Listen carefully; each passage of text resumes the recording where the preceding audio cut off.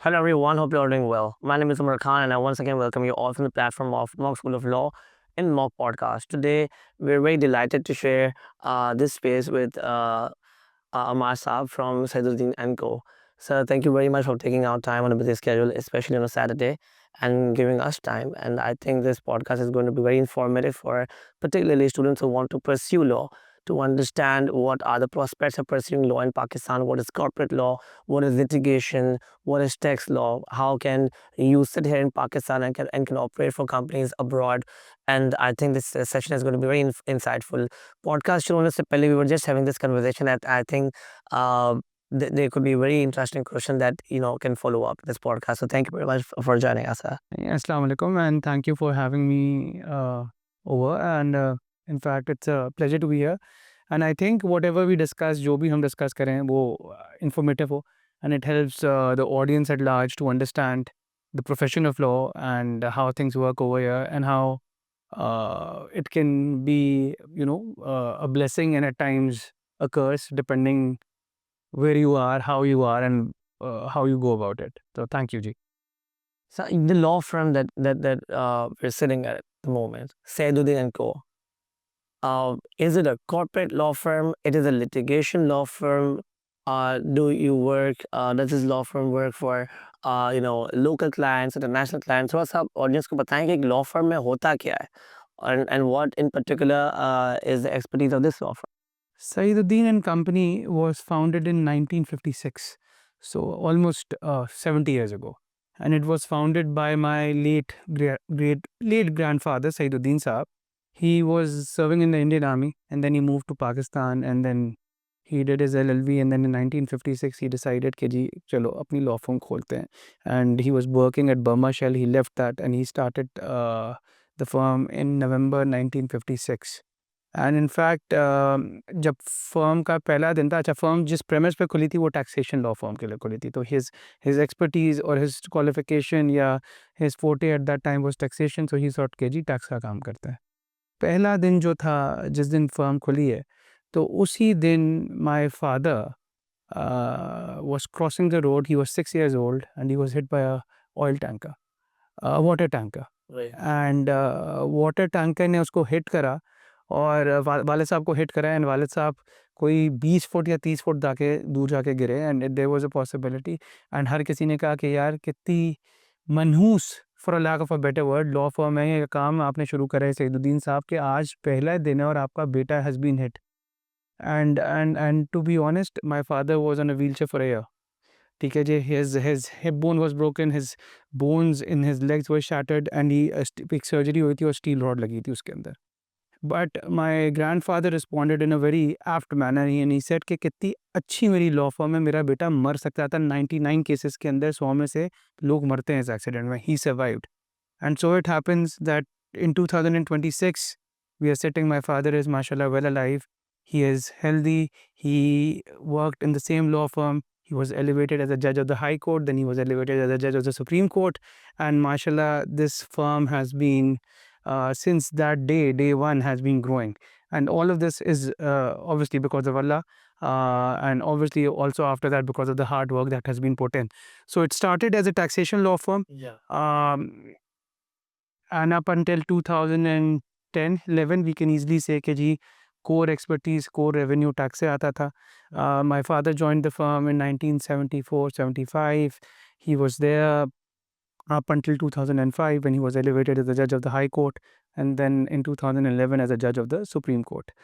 I joined the firm in 2009, but only for a little while because I did my law from lumps. 5 साल मेरी law की degree lump से थी. I was here for a few months, but primarily between 9 and 10 I was working at RIA, Rizvi ईसा. उस वक्त रिजवी ईसा होते थे, and with I was in fact I started working under Qazi Faiz Isa, but for a week I was there, then he got elevated as the judge of the High Court. और यहाँ पर sorry to interrupt, the question is कि when you already a law firm है, setup है, why would you work for a different law firm? Yeah, the only reason was कि because obviously you want to get, if you work at one place, आपको नहीं पता चलेगा कि system दूसरी जगहों पे कैसे चलता है. इम्पोर्टेंट चीज़ ये होती है समझना कि दूसरे सिस्टम्स कैसे चल रहे हैं, और जब आप अपने पास आएँगे तो आप अपना सिस्टम भी लर्न करेंगे, बट दूसरों जगहों से अपना एक्सपीरियंस लेके आएँगे ताकि उस चीज़ को इम्प्रूव कर सकें। I should have worked over there for 2-3 years, but I didn't. I worked only there for a year because then I got admitted to for my LLM US के अंदर I did my masters from Cornell, upstate New York में, an Ivy League university, and then I was in the US till 2012. But जब मैं 2012 में वापस आया तो फिर I came back to the firm directly and I did not go and work anywhere else. And 2012 से लेके 2026, so I've been here for more than now or almost 14 years. And as I said कि जी, because this is part of the answer of your question कि firm क्या करती है, just to tell you, over those 14 years हम जहाँ taxation का काम करते थे और Saiduddin was considered a taxation powerhouse, today we can easily say that we are only one of the very few firms, if not the only firm in Pakistan, which provides 360-degree services. So over the last 14 years, we have expanded into all areas of law.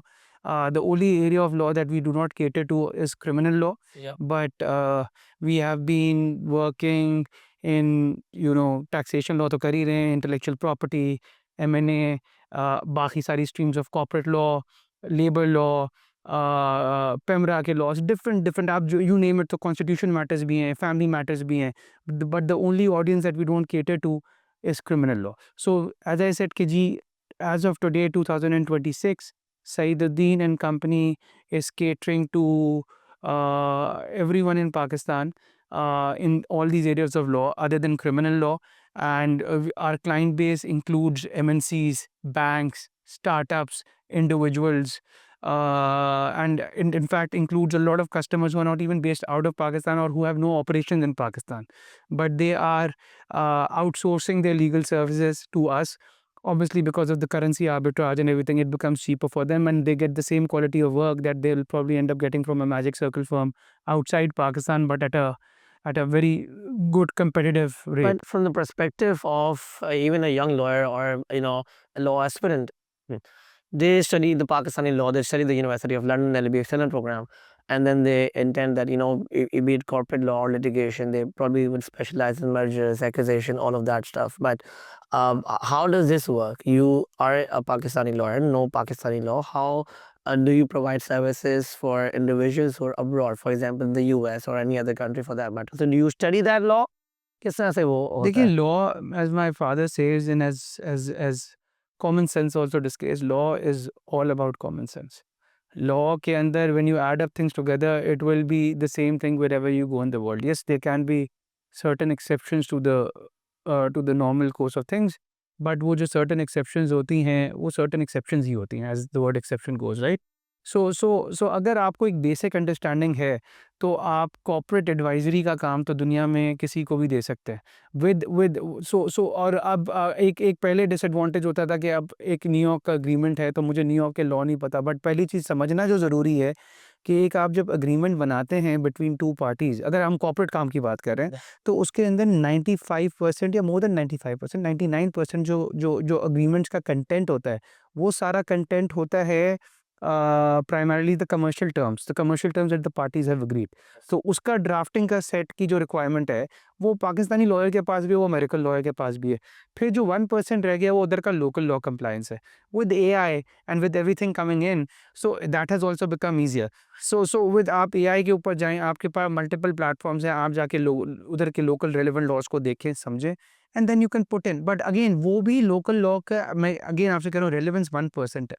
So and 1% is also me stretching it, right? So it's very easy, and the client is happy because he goes to a lawyer or she goes to a lawyer. They have to pay a lot of money over there, and they take time as well. You get good quality work at a good price, and they're happy. And obviously, if they want, we always give a disclaimer, a caveat, that you can go to a local lawyer to just get it, to get a feeler कि इसके अंदर सारी local law की compliances हैं. So this is how it's working, and alhamdulillah, as I can tell you that with every passing day, it's expanding. People are outsourcing their work. People are with technology, and so again, technology ka positive use. So that's the answer to your question. Now, with other industries, for example, marketing, this is very common, because marketing, editing, content is very is universal. right? So, for example, if there's a company in the US and they could outsource services in Pakistan or any other country for that matter, uh, how do you get the clientele then? I mean, Pakistan में तो ये होता है ना that you know people and the law firm is established here and people know people and then for referral basis होता है. तो US से how do they reach out to you? So as a lawyer or as a law firm in Pakistan, as per the rules in Pakistan, which मैंने कभी review नहीं करे हैं, but मैंने सुना है कि आप एज अ लॉयर अपनी सर्विसेज मार्केट में नहीं कर सकते. तो the only tool, marketing tool we have, Is LinkedIn. No, it's the people that you are working for. अगर आप उनको अच्छा काम करके देंगे, और सबसे इंपॉर्टेंट चीज़ है कि आपके अंदर एरोगेंस नहीं होगा, आपका अखलाक सही होगा, आप उनसे बात सही तरह करेंगे, वो आपसे बात सही तरह करेंगे और काम आप उनको सही करके देंगे, they will refer that to you. So as I said, KG, over the last 14 years, we have met a lot of people, right? We have worked for, right? Specifically जब हम स्टार्टअप्स के अंदर, पाकिस्तान के मेजर स्टार्टअप्स हमारे साथ काम कर रहे हैं, जिनका भी बड़े नाम लेंगे, majority of them are working with us. So उनका काम अच्छा करते हैं, they have connections, they have investors outside Pakistan, वो बताते हैं हम लीगल सर्विसेज इनसे ले रहे हैं.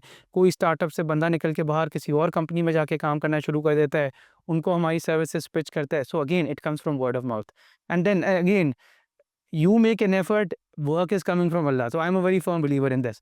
So effort is, so there's no marketing. Yes, you use LinkedIn, you have a website, but LinkedIn पे आप being a law firm, आप महीने की एक पोस्ट कर देंगे, दो कर देंगे, इतनी ज़्यादा आप उसको एक्टिवली यूज़ नहीं कर रहे होते. At least I don't use it. हमारे जो जो जो वर्ड ऑफ माउथ होता है, वो हमारे सेटिस्फाइड कस्टमर्स और क्लाइंट्स होते हैं. So again it's a chain. So if you provide those services, I can actually tell you that when I look back, I can pinpoint one specific person जिसने मुझे एक काम दिलाया था, और उसके बाद 2 ने 4 को रेफ़र करा, 4 ने 10 को रेफ़र करा, एंड अल्हम्दुलिल्लाह द ट्रैजेक्टरी इज़, जैसे कहते हैं ना कि it's a flight going up, so it's like that. How was your experience studying law at LUMS? LUMS, how do you, with overall experience, how do you rate that? Do you think it did enable all the core competencies required to becoming a lawyer? Do you think that contributed towards your legal career? I think the best decision that I took ever was going to LUMS. I had an option of going to UK for my law. I did not apply to the US. फिर मैंने university of London पे जाने का भी option था. मेरी in fact मेरे वालिद साहब के साथ एक सीरियस डिबेट हुई थी ए लेवल्स के बाद. ए लेवल्स के दौरान जब मेरे फाइनल एग्जाम्स होने वाले थे, मेरा लम्स से कंडीशनल ऑफर आ गया था. My elder brother was there. He was like कि यार Ammar, you should do university of London या यूके का लॉ, एंड देन 1 साल करोगे, बाहर कर लोगे, 4 years you will be a lawyer. I had, in fact we had a disagreement, and I was like अब्बा कि अबू I want to go to LUMS. ठीक है जी, my elder brother is there, one of my closest friends is also going, कुछ नहीं होता, manage कर लेंगे.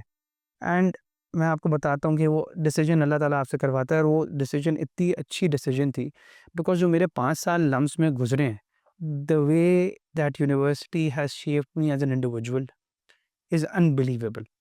Number 1, the teachers over there were absolutely wonderful. 5 साल की डिग्री में 2 साल शुरू के आपका बीए होता है, और सो बीए का जो एलिमेंट होता है उसके अंदर इट्स नॉट लाइक कि आप जाके कोई वो करो. मैंने इकोनॉमिक्स के कोर्सेज़ लिए, मैंने पॉलिटिकल साइंस के कोर्सेज़ लिए, मैंने ह्यूमन बिहेवियर के कोर्सेज़ लिए, मैंने अकाउंटिंग के कोर्सेज़ लिए. So I took a flavour of, I picked a flavour of every subject. I wanted to get that understanding, ताकि एक बेस डेवलप हो, and then you went into hardcore 3 years of law. फिर मुझे वहाँ lumps के अंदर मंसूर अली शाह साहब ने पढ़ाया, सीनियर प्यूनी जज. सो ही इनफैक्ट उन्होंने मुझे एनवायरमेंटल लॉ पढ़ाया. I was his best student. जब उसके अंदर मुझे उन्होंने खालिद हुसैन साहब की किताब है द काइट रनर, वो उन्होंने मुझे एज अ गिफ्ट दी, उसके ऊपर पूरा लिख के दिया, आज भी वो मेरे पास किताब सेव्ड है. मुझे जस्टिस जवाद ख्वाजा साहब ने पढ़ाया, जस्टिस फजल करीम साहब ने पढ़ाया. That the teachers, they were fabulous, and the best part about LUMS was KG, it was more focused towards practical side of things, not academic side of things, because you know universities are supposed to shape individuals, right? They are not supposed to teach you कि किताबों में क्या लिखा है. Practical life में आप जाएंगे तो उसकी एक्चुअल इम्प्लीमेंटेशन क्या होगी, तो वो चीज़ सीखने को मिली. उधर जो इंटरेक्शन हुआ लोगों के साथ, बिकॉज वो सिर्फ लॉ स्कूल नहीं था, वहाँ इंजीनियरिंग स्कूल स्टार्ट होने वाला था, ह्यूमैनिटीज़ का स्कूल था, इकोनॉमिक्स थी, बाकी सारी चीज़ें थी, तो मेरे सोशल सर्कल बहुत बड़ा था. So again it was a very good decision. पढ़ाई wise it focused on practical side of things, के क्लास में पढ़ के जाना है, क्लास में सारी चीज़ें प्रॉपर तरीके से करनी है। So class participation was a major component of your grade. Over there if you can not say कि यार मैं पढ़ के नहीं जाऊँगा तो मेरा ग्रेड सफ़र करेगा, तो मेरी आगे चीज़ें सफ़र करेंगी। सो लम्स का होलिस्टिक एक्सपीरियंस देखा जाए, आई थिंक आज भी पाकिस्तान में फॉर लॉ उससे बेहतर कोई इंस्टीट्यूट नहीं है। So you were passionate about law. You wanted to become a lawyer. You did your, LLB from undergrad from LUMS, and then you pursued your LM. What was it like to be in the court for the very first time? What was that experience like? यार I think मेरी पहली court appearance 2012 के बाद हुई थी, ठीक है? Because 1 साल जब काम कर रहा था तो उस वक़्त डिस्ट्रिक्ट कोर्ट की एनरोलमेंट थी, हाई कोर्ट की नहीं थी। डिस्ट्रिक्ट कोर्ट भी मैं ऑलमोस्ट ना होने के बराबर गया था। Then I was in the US for 2 years, I came back and I got enrolled as an advocate at the high court in July और जून 2012। सो ऑब्वियसली जिटेज़ थे शुरू में, ऑब्वियसली अपने हमारे जो दूसरे पार्टनर हैं, सीनियर पार्टनर हैं अनवर काशिफ़ साहब, I have learned a lot from him as well. उनके साथ कोर्ट में जाते थे, खड़े होते थे, कॉन्फिडेंस आता था। बट ऑब्वियसली मैं आपको आज भी कह सकता हूँ कि I am now 40 years old, I have been working for good number of years. जब मैं कोर्ट में जाके जज के सामने अभी भी खड़ा होता हूँ, तो मुझे वो हल्के से जिटर्स होते हैं, ठीक है? वो शुरू के 30 सेकंड्स जो हमेशा होते हैं, चाहे वो डिस्ट्रिक्ट कोर्ट का जज हो, चाहे वो हाई कोर्ट का जज हो, चाहे वो सुप्रीम कोर्ट का जज हो और आप आईनी कोर्ट का जज हो, ठीक है जी? सो थोड़ी सी जिटर्स होते हैं, but the experience is fantastic. जब आप एक दफ़ा, what is important is that experience आपका उस वक़्त अच्छा होगा जब आप पढ़ के गए होंगे। जो अगर आपने किताब अपनी या अपना केस की फाइल आपने नहीं पढ़ी हुई है, तो experience is going to be horrible. But if you have covered your basis well, you should be prepared कि जज साहब आपसे कोई भी सवाल कर सकता है। And then if you are able to answer those questions and if the judge appreciates that, then there is no better feeling. And so the experience, पहला experience nervousness, jitters, but पढ़ के गए थे। एंड अगेन उसके अंदर बड़ा अमल होता है कि आपने अपनी तालीम कहाँ से हासिल करी है, आपको बेस कैसी दी गई है, एंड अल्लाह का शुक्र है, तो it was good. What is that entire situation like for you? Because you're on spot और पीछे spectators हैं काफ़ी, और आपके internees आपके साथ हैं, and then other junior associates are there as well, and the opposing side is there as well. The judges is there. Sometimes the judges ask different questions. Sometimes you may not have an answer, and sometimes it feels like, from a perspective of a person who wants to pursue law. तो ये a lot of students ask me this question. Sir ये बड़ी pressured situation होती है. How are you able to maintain yourself in that pressured situation and be able to formulate proper arguments and rebut the other side and answer the queries of the judge at the same time? How are you able to manage all that pressure? देखें, बड़ा it's a very good question. What you need to understand is that one thing that you have to be very honest about is that you have to be honest in the court. Yes. So it's very important. अगर आपको एक जज साहब ने आपको एक सवाल पूछा है, एकदम से you it is your time to argue the case, आप अपनी आर्गुमेंट्स प्रेजेंट कर रहे हैं, आप एक अपने जहन में एक पैटर्न बना के आए हुए हैं, ये चीज़ जहन में रख लें कि वो पैटर्न कभी भी ज़िंदगी में फॉलो नहीं होगा। जज आपको बार बार इंटरप्ट करेगा, because it is his right to interrupt or her right to interrupt, because they want to understand the case. So they might ask you questions. And when they ask you questions, आपकी set of argument टूट जाएगी. And sometimes those questions will not be, straightforward questions, or will be difficult questions जिनका आपके पास उस वक्त जवाब ना हो. अगर आपके पास किसी चीज़ का नहीं जवाब है, please be honest. Do not try to make up an answer, because that is something that will lead you into trouble later in time. Be honest, be comfortable with what you are saying. If you don't know the answer, just say that's, my lord, I need some time, my lady, I need some time.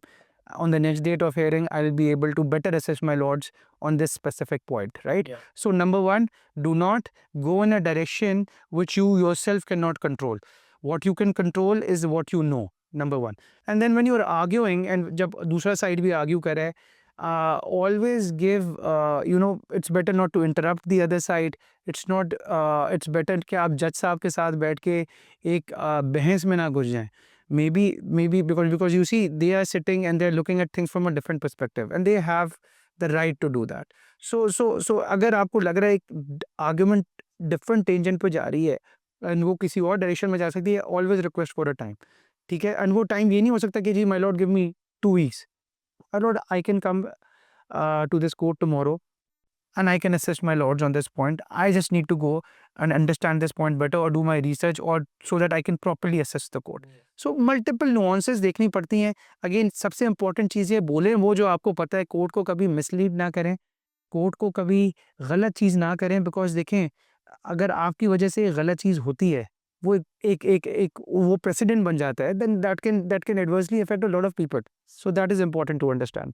अच्छा, एक बड़ा एक perspective है when I also go around my family and meet friends, तो काफ़ी बात पे whenever I am talking या कोई बात हो रही है तो एक एक एक लेबल बन जाता है कि यार तुम तो वकील हो, तुम तो ऐसे बोलोगे। एक एक वो बना हुआ है, पूरा एक कॉन्सेप्ट बना हुआ है सोसाइटी के अंदर कि we lawyers are emotionless and they are cold and they don't really care about what is morality, they just care about what the money where the money is at, right? मेरा आपसे from a man perspective सवाल है, if you get a client right and they are asking for your services and you have an idea कि this client is already guilty for allegedly जो भी उनके ऊपर case हुआ है, how can you take a case of a client that you think is have committed a particular crime? We know, I mean, every person has a right of defense, and if a person comes to you, do not say that he's guilty, but as a lawyer, you get an idea. तो how do you navigate through that moral compass? उसके बारे में थोड़ा बताएं. यार मैं इस चीज़ का बड़ा फर्म बिलीवर हूँ that risk only comes from Allah. And Allah ने आपके लिए लिख दिया है कि आपने ज़िंदगी में इतने पैसे कमाना है, आप उससे 1 रुपया ज़्यादा नहीं कमाएंगे और आप उससे 1 रुपया कम नहीं कमाएंगे. So there have been and when you keep this in your mind, आपके पास एम्पल अपॉर्चुनिटीज़ आएंगी और लोग आएंगे नॉकिंग ऑन योर डोर जो कि शायद बोलेंगे कि हमने ये चीज़ गलत करी है. कुछ एडमिट करेंगे, कुछ एडमिट भी नहीं करेंगे. बट अगर आपको वो फीलिंग आएगी कि इसने गलत करा है because nothing is adding up, I would absolutely say I can not take this case. ठीक है, इट्स मेरे पास मुझे उस महीने कोई भी नया केस ना आया हो या उस महीने कोई नया क्लाइंट ना आया हो, I would not care because I it is simple because at the end of the day I want to go to bed sleeping well and thinking कि मैंने किसी के साथ ज़्यादती नहीं करी है. And again, this is what my father has taught me. Again, it comes from my father. This is what our religion teaches. This is what our elders teach us. कि भाई morality पे कभी compromise नहीं करना है. आप सही है, they have a right to defense, but then they should come and admit. फिर मैं आपको argument change हो जाती है. You go and kill someone, so and you admit that I have killed someone, then I will look at a case from कि मैंने इसको acquit तो अगर मैं नहीं करा सकता तो उसके circumstances को इस तरह push करूँ कि इसकी sentence को mitigate करवाऊँ, कम करवाऊँ. That is a different case. I will not have a problem taking that case up, but I cannot go to in a court and lie point blank कि सर ये तो है ही नहीं, ये चीज़ है. So I don't take those cases. The firm does not take those cases. We are very clear. And if you go and ask people in the legal fraternity, मतलब they will always say कि यार Saeeduddin and company के अंदर ये चीज़ नहीं की जाती है बिकॉज हमारे लिए बड़ा हमारे प्रिंसिपल्स हमारे एथिक्स बड़े क्लियर हैं इस चीज़ के ऊपर. अच्छा, from the legal philosophy, for example ज़ाहिर जाफ़र केस है और इस तरह के और केसेस हैं जहाँ पर the public is saying this is an open and shut case. इतना लंबा क्यों होता है, and why does this person, why is this even a case, just put him to jail या फिर लाइफ सेंटेंस दे दो या डेथ सेंटेंस दे दो. Can you explain to the audience के when a case like that comes, or even for a terrorist, why is there a case in the court? A person who has committed murder allegedly, from the legal perspective we say allegedly and accused, but from people's perspective के एक बंदा है जिसके पास साफ नजर आ रहा है कि मर्डर किया हुआ है. Why do they have a right of defense? Why is there an entire case in the court? And how can a वकील take their case? And when they don't have the means to afford a lawyer, are they given a defense attorney? How does that work? या देखें again it is going into an area which मैं जहाँ इतना expert नहीं हूँ criminal law के अंदर, but इसकी एनालॉजी को दूसरे एरियाज ऑफ लॉ में भी लेके जा सकता है. Number one, you are not guilty unless proven guilty. सही है. So everyone has a right to defence. अगर किसी ने आके एडमिट कर लिया कि उसने वो चीज़ करी है तो फिर तो कोर्ट केस बचा ही नहीं ना, फिर तो कोर्ट में जाना ही नहीं है. I go and I kill you and I admit it in front of everyone, there's no point of even having a case because एक पर्सन खुद आके एडमिट कर रहा है. बट हर कोई एडमिट तो नहीं करता. हर कोई नहीं, अक्सर एडमिट नहीं करते। जब एडमिट नहीं करते तो किसी न किसी को तो प्रूव करना पड़ता है, और जब वो एडमिट नहीं करते तो उसके पास राइट ऑफ डिफेंस भी होता है, वो अपना वकील भी हायर करता है, चीज़ें चलती हैं। पॉइंट पाकिस्तान के अंदर सबसे बड़ा प्रॉब्लम ये है कि इदारे उस तरीके से नहीं चल रहे जिस तरीके से उनको चलना चाहिए। ये जो केसेस की आप बात कर रहे हैं, जो केसेस पाकिस्तान में बेइंतहा हो चुके हैं और जो फ्यूचर में भी हो रहे हैं, उसके अंदर जो इम्पोर्टेंट चीज़ टू अंडरस्टैंड है वो ये है कि जी कोर्ट्स भी कंप्लिसिट हैं, वकील भी डेट्स लेते हैं, बिला वजह अननेसेसरी चीज़ें ड्रैग होती हैं। इनकी मिसाल बनानी चाहिए, इनके अंदर प्रोसेसेस को बेहतर करना चाहिए, और यही केसेस जो all the way supreme court तक पहुँचते-पहुँचते 10 साल 15 साल लग जाते हैं, वो प्रॉब्ली 2-3 साल में पहुँचने चाहिए, maybe even earlier. So again, to answer your question, everyone has a right to defence. Drag नहीं होनी चाहिए चीज़ें, बट हमारे जब तक इंस्टीट्यूशनल रिफॉर्म्स नहीं आएँगे, वकीलों के अंदर रिफॉर्म्स नहीं आएँगे। ये बहुत इंपॉर्टेंट पॉइंट है कि वकील पाकिस्तान के अंदर इतनी तेज़ी से उनका इन्फ्लक्स हो रहा है, और हर कोई, ये कहा जाता है प्रोफ़ेशन के बारे में, जो कि मुझे कभी-कभार सही भी लगता है, कि यार कोई कुछ नहीं बन सकता तो इस मुल्क में वकील बन जाता है। ठीक है जी? सो पॉइंट इज़ कि जब तक वकीलों को दुरुस्त नहीं करेंगे, जब तक इदारों को दुरुस्त नहीं करेंगे, ये जो जो लोग हैं, जिनके खिलाफ ये चीज़ें मुकदमे, जिनका एक ओपन एंड शट केस भी है, ये 15 साल तक चलते रहेंगे, 10 साल तक चलते रहेंगे। मिसाल बनानी है तो हर किसी को अपने आप को दुरुस्त करना पड़ेगा, उस रास्ते पे आना पड़ेगा जो कि कानून का रास्ता है, and then you can see these things ending much more quickly.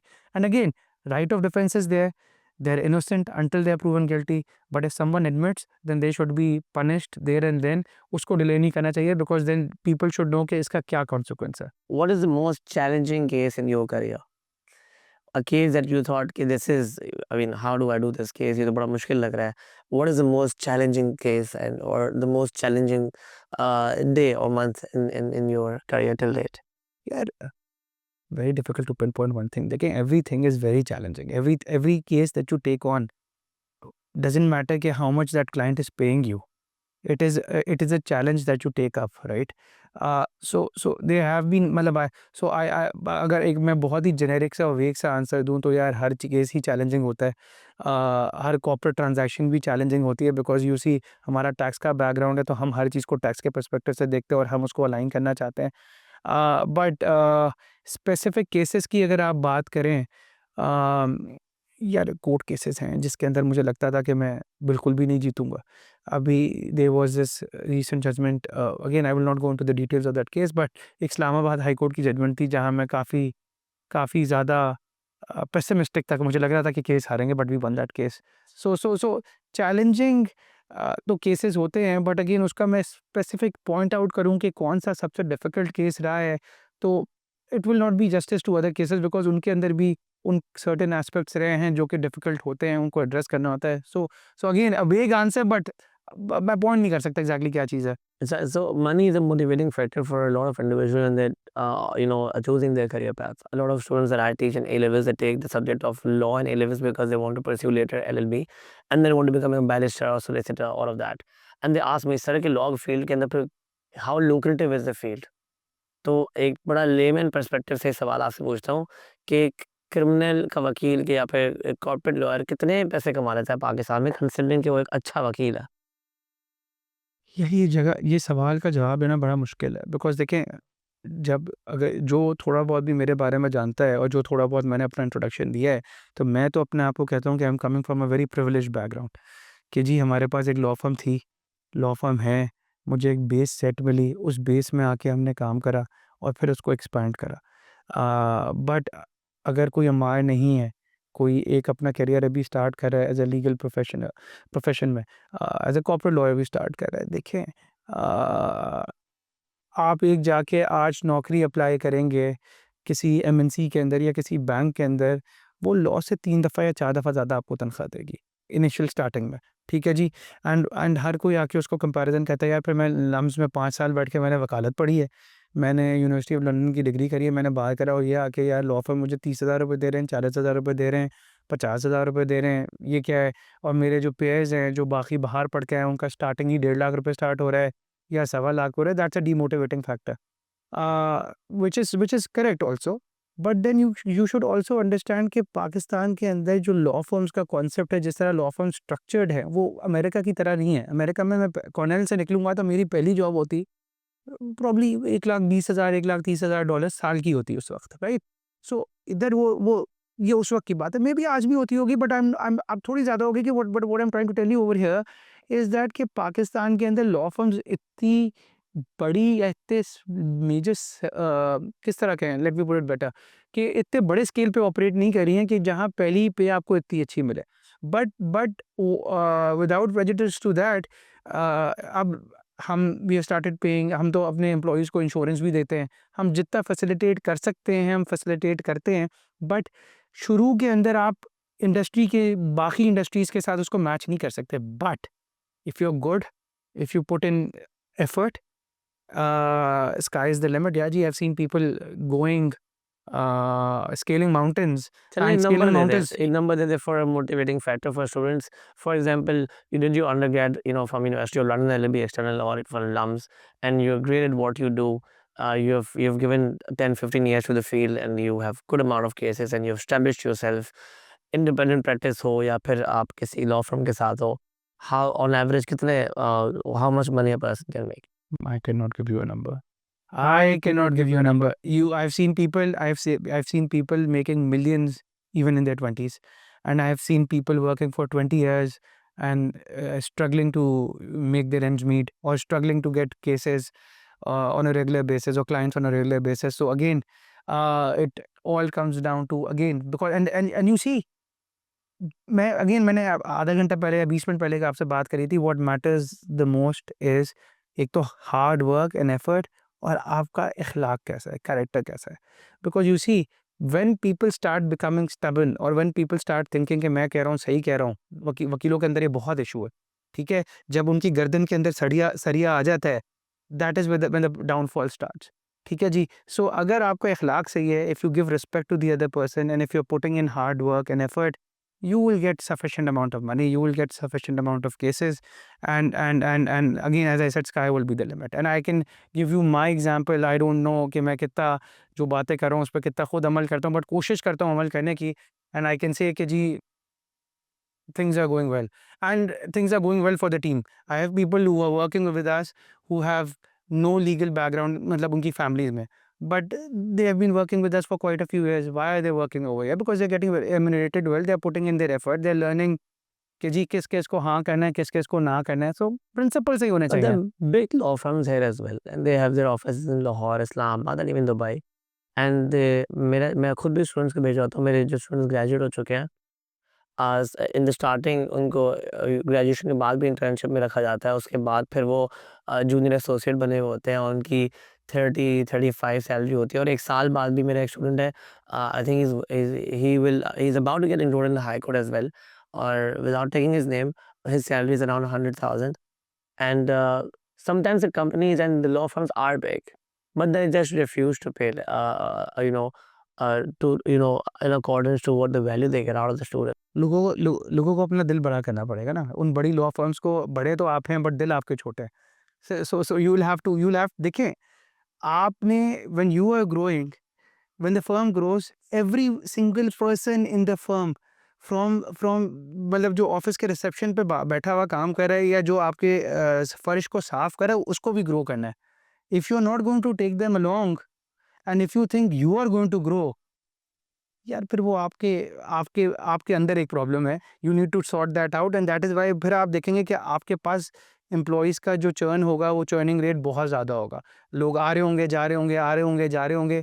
आपने ग्रो करना है, आपने सबको साथ लेके ग्रो करना है। आपने वो, जिस तरह उर्दू का एक वर्ड है ना, वो तकिया-नूसी पुरानी बातों, या पुराने जो लोग कहते थे, उस तरह नहीं चलना है। You have to take them with you. That Right, is important. right, right. अच्छा, लॉ फर्म्स आर पाकिस्तान और इंडिया में तो काफ़ी कॉन्सेप्ट है फैमिली बिजनेस का, राइट? यूके में तो चेम्बर्स होते हैं, फिर यहाँ पर लॉ फर्म्स हैं, and then it is also a family business as well.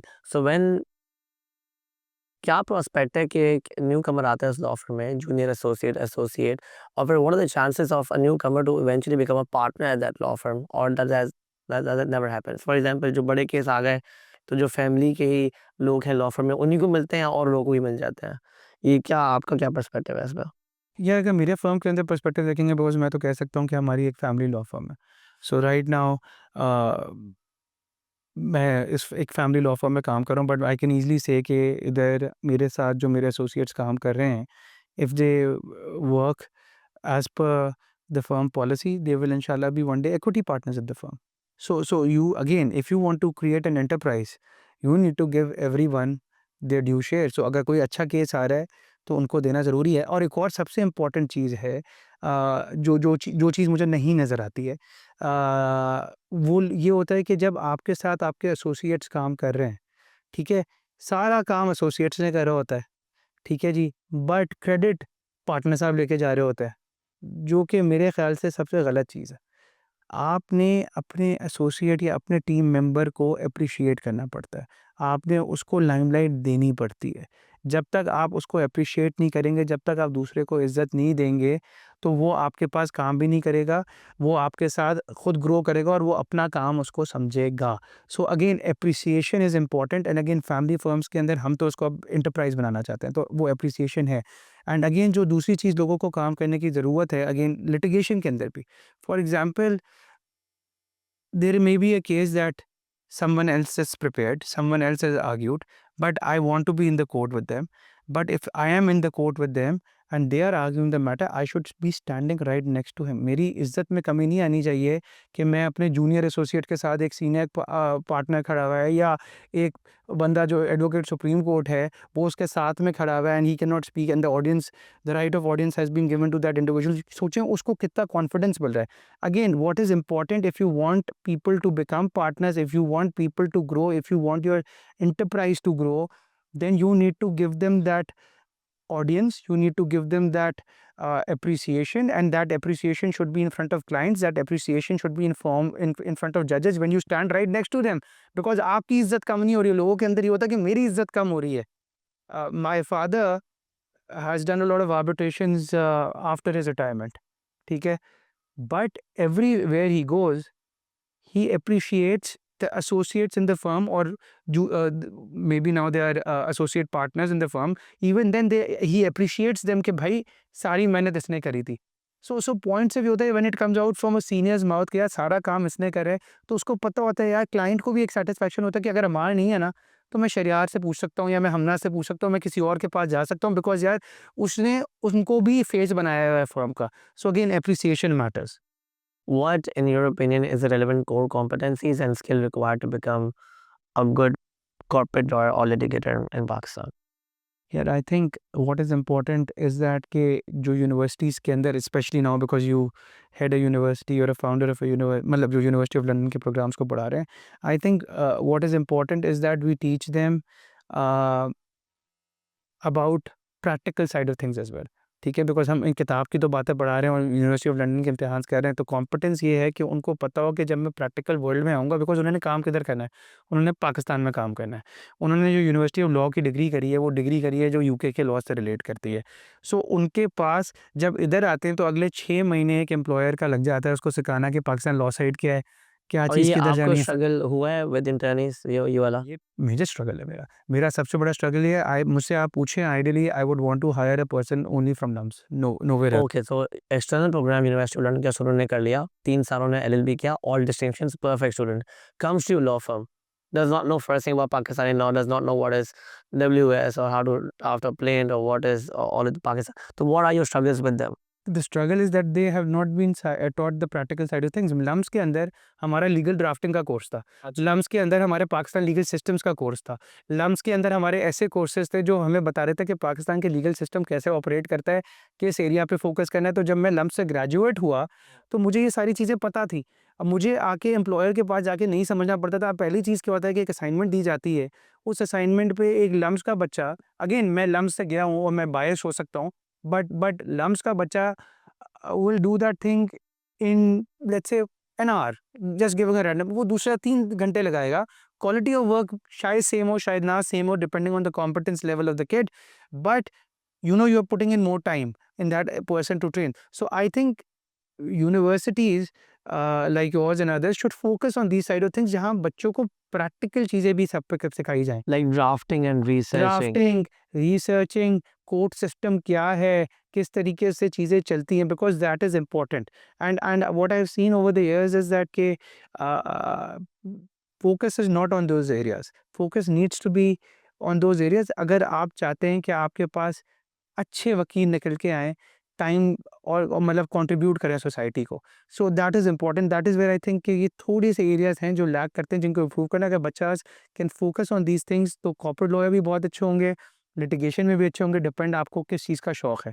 ये बेसिक स्किल सेट उनको डेवलप करना चाहिए और उसके ऊपर कॉन्संट्रेट करना चाहिए। Researching with the when students sit and if they are really passionate, they can read through and they understand things. If you teach them how to draft, eventually with the passage of time, they get better and better with drafting as well. Obviously, there's AI tool as well, which can facilitate that.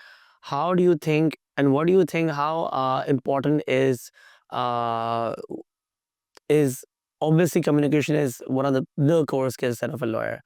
तो ये cross examination में, oral advocacy में, client dealing में, the different type of communication that exist, right? How can one start working on their communication skill as an A level or a university student? What experiences can they go through to develop those skills? And how important do you think is बड़ा important है कि आपके you're wearing proper clothes and everything. How important all of these things are? Yeah, these things are really, really important. What is सबसे important is that कि communication skills के अंदर भी देखें, what is the most important thing जब आप किसी का क्रॉस कर रहे हैं या आप कोर्ट में आर्ग्यू कर रहे हैं, आपके पास एक सलाहियत होनी चाहिए, जो कि आपको पता चले कि यार मैंने इस चीज़ को इस पर्सपेक्टिव से भी देखना है। So you should be thought how to think. ठीक है? Thinking is important. जब एक चीज़ को देख रहे हैं, मैं आपको इस एंगल से देख रहा हूँ, तो I see you differently, but when I look at you from my left hand और या सीधे हाथ से मैं देखूँ, तो एक डिफरेंट चीज़ है, उसके पर्सपेक्टिव डिफरेंट है। तो जो थिंकिंग प्रोसेस है, उसके ऊपर काम करना ज़रूरी है। अगर बच्चा अपनी थिंकिंग प्रोसेस को बेहतर कर लेगा और उसके ज़हन में होगा कि यार एक एक चीज़ को मैं डिफरेंट पर्सपेक्टिव से देख सकता हूँ और उसकी डिफरेंट इंटरप्रिटेशंस हो सकती हैं, तो automatically when the thinking process is when your mind is thinking, and when this is thinking, then communicate, it comes out in those skill sets also. Cross examination के अंदर you have to be on your tiptoes कि यार उसने ये जवाब दिया, मैंने उससे ये पूछना है। So again it's about the thinking process, and then thinking process बच्चों को सिखाया जाता है। मेरे ख्याल से तो यूनिवर्सिटीज़ में भी नहीं सिखाया जाता, वो स्कूलों के अंदर सिखाया जाता है। Think I was doing this podcast with Sir Ravi Pinjani और मैंने उनको ये बोला कि sir, in my opinion, research, drafting and advocacy are the core skill set of any lawyer, so all students should be taught that. So we try to host different workshops and we try to indulge our students in different internships and law firms to develop these things. उन्होंने मुझे बोला, Umar, you're missing out the main thing here. And what? बोलते the ability to think. Correct. So this is exactly what you said as well, and it's very coherent. I think this ability to think, इसके बारे में थोड़ा आप मुझे बताएं कि how can I inculcate this with students? What do you critical thinking है, क्या है ये Yeah, exactly? you have to give them a situation ji. You have to tell them कि ये सिचुएशन है, आप मुझे बताइए इसके अंदर क्या पॉसिबल चीज़ें हो सकती हैं। अब मेरे पास एक क्लाइंट आया एक ट्रांज़ैक्शन लेके, उसने कहा कि यार मुझे एक कस्टोडियन एग्रीमेंट बनाना है, जो कि मैं अपने लीगल एयर्स के लिए मैनेज करूँ, ठीक है? कि I will be the custodian of the assets left by my deceased father और mother, and I will be distributing. तो मुझे बना दो ताकि उसको हम कवर कर दें। आप आज तो बच्चे क्या करते हैं, आज वो चैट जीपीटी पे चले जाते हैं, मुझे ये बता दें, वो बता दें, but that's fine. I'm not discouraging that. But you think of all the possible situations, the kind of questions that can arise. ठीक है? So when I was drafting that agreement, तो यार मैंने सोचा कि क्या हो सकता है कि he's holding on to assets. Those assets need to be distributed to all the legal heirs in accordance with Islamic law. But क्या उनके पास right to audit है? क्या फ्यूचर जो एसेट्स पड़े हुए हैं, अगर वो इनकम जनरेटिंग है, तो इनकम जो आ रही है, वो इनकम किस तरीके से डिस्ट्रीब्यूट होगी। There is a concept of voting कि अगर कस्टोडियन हमें चेंज करना है, कस्टोडियन ए से लेके बी पे जाना है, तो कौन वोट कर सकता है। बिकॉज एक अगर लीगल एयर ज़्यादा पैसे ड्रॉ कर लेता है, ज़्यादा पैसे तो ड्रॉ नहीं करता, पूरे अपने पैसे ड्रॉ कर लेता है, तो that legal heir is no longer part of that arrangement, because he has और शी हैज़ टेकन हिज और हर पार्ट ऑफ द शरिया। So does the agreement cater to that? So you have to think before you start drafting, before you start researching, you need to think, because सोचेंगे नहीं तो आपको पता ही नहीं होगा कि मैंने रिसर्च क्या करनी है, मैंने ड्राफ्ट क्या करना है, मैंने फाइनल चीज़ क्या देनी है। तो पाकिस्तान के अंदर लॉयर्स के अंदर, अदर देन फ्यू लॉयर्स जो आप फिंगर टिप्स पे गिन सकते हैं, few law firms, I see a lot of lack of thinking. It's more about काम आ रहा है, अगेन पैसा आ रहा है, काम आ रहा है, करके दे दो। यार it's not about that, it's about doing justice with what you are doing. कोई काम छोटा काम नहीं होता, कोई काम बड़ा काम नहीं होता, because I can tell you by experience, मैंने कुछ लोगों के इतने छोटे से काम करे हैं, ठीक है, या मैंने कुछ लोगों के इतने बड़े काम करे विदाउट चार्जिंग एनी फी, ठीक है, Without charging any for charging, why would you remove that? Because देखिए sometimes you have to you know, मैं आपको एक काम करता हूँ, आई नो यू यार, आई नो कि यार इसका मैं काम फ्री में भी कर देता हूँ, इसके 10 लोग हैं जो मेरे पास ये अच्छा काम करके दूंगा तो रेफर करेंगे। So you have to again, that's a subtle way of marketing your services, right. So point से भी होता है कि कोई काम छोटा काम नहीं होता, कोई काम बड़ा काम नहीं होता, you have to put in equal amount of effort and thinking. ये सारा अगेन माइंड प्रोसेस है, हाउ यू डिसाइड। बट एक एक स्ट्रैटेजी आपके एक एक केस ब्रीफ आपके पास आ गया या एक ट्रांजैक्शन आपके पास आ गई है, तो it is your responsibility to think. And again thinking जो है ना की एबिलिटी, लॉ फॉर्म का काम नहीं है सिखाना, ठीक है जी, वो एबिलिटी ये लॉ स्कूल से भी ज़्यादा स्कूल्स के अंदर ज़रूरत है। हमारे हमारे स्कूल्स आज भी आर्काइक सिस्टम्स पे चल रहे हैं, वो जो रट्टा मार लो, ये कर लो, क्रिएटिव थिंकिंग के चीज़ें उन स्कूल्स के अंदर नहीं है, या कुछ स्कूल्स हैं जिनमें है, वो क्रिएटिव थिंकिंग की एबिलिटी बच्चों को देनी पड़ेगी, उनको बताना पड़ेगा कि यार आप you need to think like this. It is only when you think, it is only when you think, when that bulb goes on, फिर चीज़ें आगे फ्लो करती हैं। सो लेटर इन टाइम, अब अगर स्कूल में नहीं करें तो लॉ स्कूल का काम है कि थिंकिंग के ऊपर काम करें, लोगों को फोकस करें थिंकिंग के ऊपर कि किस तरीके से सोचना है, and then handle a situation. What are your thoughts about 26th and the 27th Amendment? How do you think that is changing the landscape of, from the legal perspective of Pakistan? My thoughts about the 26th and 27th Amendment. Good question, Ji. Uh, well, I don't agree with the way and with the way they were passed. ठीक है. I have serious reservations about what has been done to the legal fraternity, not the legal fraternity but the legal industry at large. जो जजेस की appointment का mechanism है कि किस तरीके से जजेस अपॉइंट हो रहे हैं, किस तरीके से चीज़ों को प्रोसीड करना है सुप्रीम कोर्ट के अंदर स्पेसिफिकली, फिर किस तरीके से एग्जीक्यूटिव का इतना इंस्ट्रूमेंटल रोल हो गया है in the appointment of judiciary, which which because देखें, जो पॉलिटिकल थ्योरी है, जो पॉलिटिकल साइंस में आपको पढ़ाया जाता है, वो पढ़ाया जाता है कि trichotomy of powers, separation of powers, right. तो आप उस ट्राइकोटमी ऑफ पावर्स और सेपरेशन ऑफ पावर्स को ना मडल अप कर रहे हो, ठीक है, आप उसको मिक्स कर रहे हो। जब आप मिक्स करते हो ना तो प्रॉब्लम अराइज करती है। जुडिशरी का काम है इंसाफ देना, ठीक है जी, और इंसाफ सुप्रीम कोर्ट से नहीं स्टार्ट होता है, इंसाफ स्टार्ट होता है लोअर कोर्ट से, डिस्ट्रिक्ट कोर्ट से। 26वीं तरमीम ने, 27वीं तरमीम ने उन चीज़ों को तो एड्रेस ही नहीं करा है। आज एक लिटिगेंट को वही प्रॉब्लम्स अराइज कर रही हैं जो 26 और 27वीं तरमीम से पहले थी। अब सिर्फ ये हो रहा है कि अगर सुप्रीम कोर्ट में मुकदमा जाएगा तो पहले 26वीं तरमीम के तहत अगर आईनी बेंच के सामने जाना था 191A के अंदर, तो उधर चला जाता, वरना फिर एक रेगुलर बेंच के सामने जाता।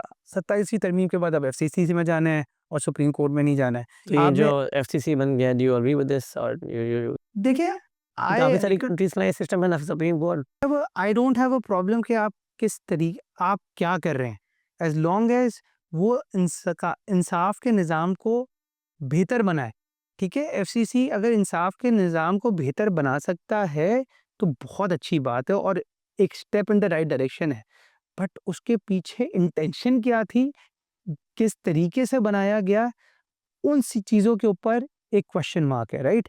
एंड अब So what do you think is the intention? what do you think? What do you think is the intention behind this entire thing? यार you know what the intention is, I know what the intention is, but and there is no point of debating कि जी वो intention सही है, वो intention गलत है। उस intention को कहा जाता है कि ये पाकिस्तान के मफाद के लिए इंटेंशन है, ठीक है जी।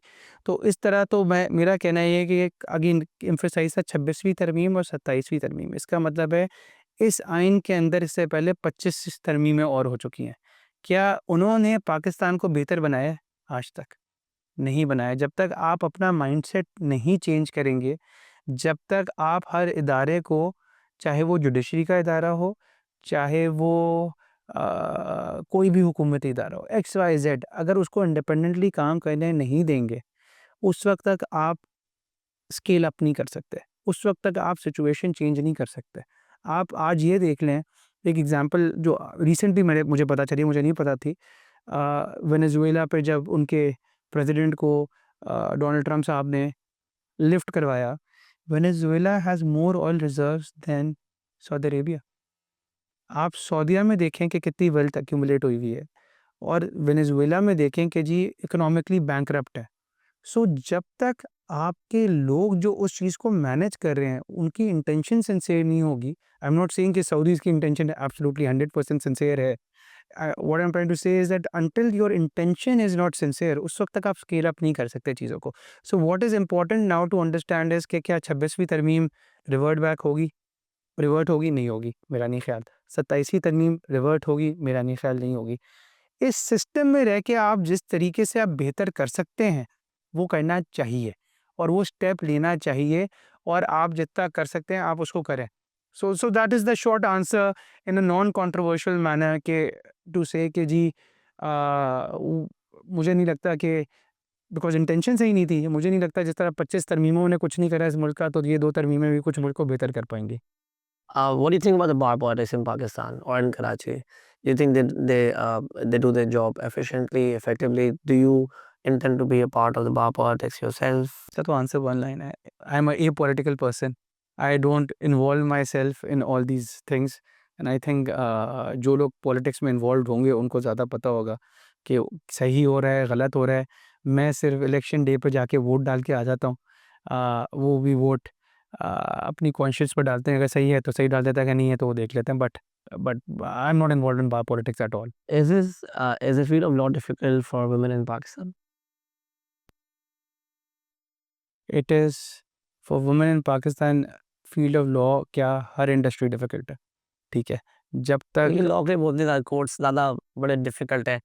मेरी स्टूडेंट्स बोल रही होती हैं कि sir we want to become a lawyer, we are passionate, लेकिन हमारे पेरेंट्स बोलते हैं कि तुम कहाँ कोर्ट इट इज़ जाओगे? डिफ़िकल्ट, इट इज़ डिफ़िकल्ट, और अगेन माइंडसेट चेंज करने की ज़रूरत है, और माइंडसेट चेंज होता है एक अच्छी तरबियत से, एजुकेशन से।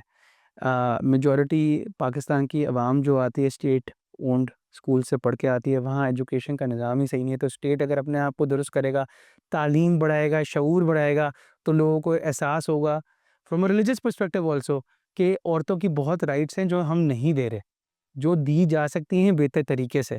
So yes, it's very difficult for them, but things need to be, and bars should take this up, because bars govern करें इन सारी चीज़ों को, तो they should take it up.